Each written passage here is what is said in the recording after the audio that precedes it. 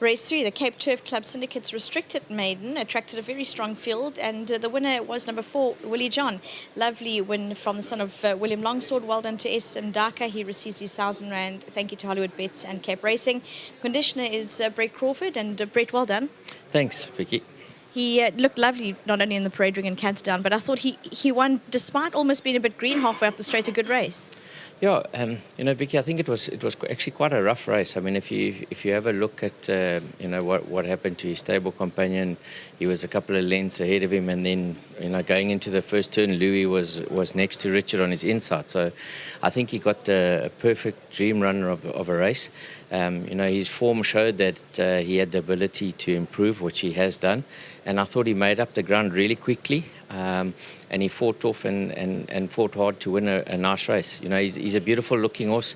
He's always been a horse that we thought would progress, and I think he just needed the racing. With all the weather we've had and the lack of grass gallops, he's just a horse that will learn each time he comes to the track. So very pleased with what he's done today.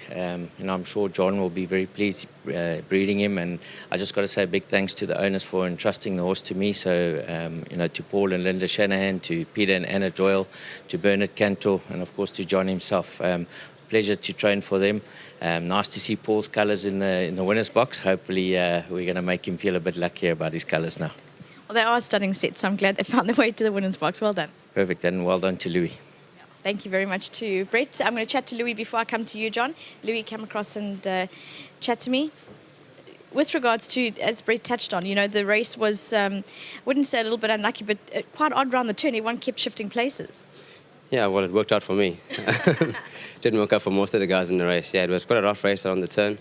I mean, I thought I was following the right horse, Cornet, and the other guys on the outside. We were like a 3/4 way back, and I thought the other fancied horse was, just in front of me.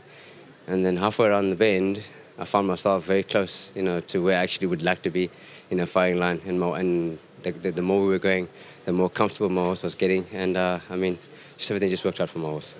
It seemed, you'll obviously need to correct me if I got it all wrong, but coming into the straight, you were a bit in the open, and he almost looked like he needed some company. He sort of looked up and thought, oh, hold on, not too many friends on this side.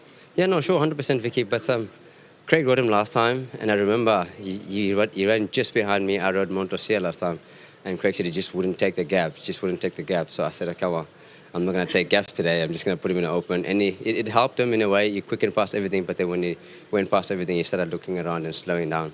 But no doubt, that's a sign for improvement, I think he's a nice horse. I think he definitely will improve.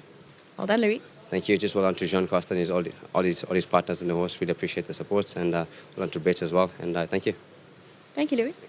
John Costa up next, and it's always, look, I know that at the farm it's all the developing stages, but when you see them in the parade ring looking this good, does it make you feel proud? No, it's fantastic because I've rated this horse since he was a baby. He was born beautiful, and as a yearling he was an outstanding yearling, and that's when I found my great Irish mates Peter and Anna Doyle and Paul and Linda Shanahan, and they're the most amazing people, Vicky. They support South Africa it's just incredible how they support South Africa, and thank you to them, and of course to Bernard Cantor, my other partner.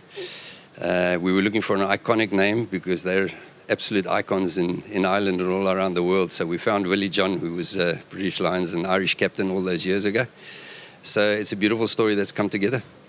It is indeed, and I know that it's not all fun and games for you this weekend. Also a bit of work on the infield at Durbanville for tomorrow. Yeah, and it's always great to have the race days and the sales put together. But Cape Racing have put together a really nice catalogue for us, and everything's here. All we need to do is for the buyers to come around and have a look.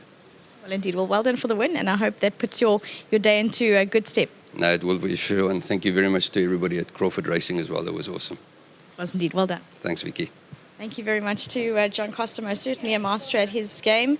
Well done to Clive Flestad for breeding, and also all the owners involved, and to entrusting John, and also Brett said, thank you very much for all of your support involved in entrusting Willie John to him.